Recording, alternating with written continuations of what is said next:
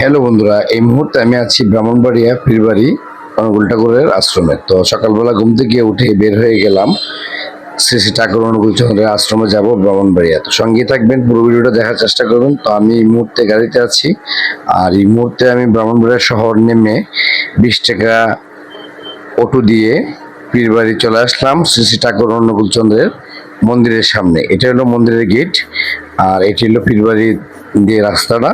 আমি মন্দিরের ভিতরে প্রবেশ করলাম, আর প্রবেশ করার পর দেখতে পেলাম যে অসাধারণ একটি মন্দির। আসলে ব্রাহ্মণবাড়িয়া শহরে শ্রী শ্রী ঠাকুর অনুকূল চন্দ্রের একটি মন্দির আসলে দেখতে পেয়ে খুব ভালো লাগছে। যদিও আমি ঠাকুরের একজন শিষ্য, ঠাকুরের একজন ভক্ত, তো আমি আসলে বিভিন্ন জায়গাতে ব্লগ বানাই, সেই জন্য আসলে ঠাকুরের মন্দিরটা দর্শন করতে গেলাম।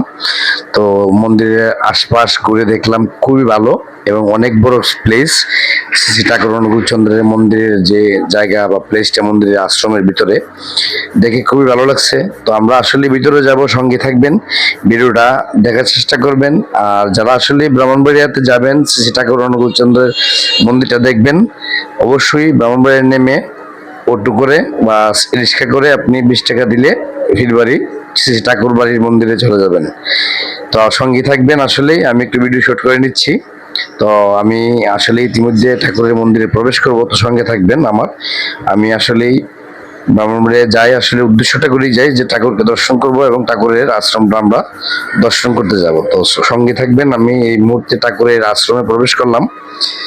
তো এইটা হলো বারান্দা, আর এই মুহূর্তে আমি পৌঁছে গেলাম আশ্রমের ভিতরে ঠাকুরের মন্দিরে।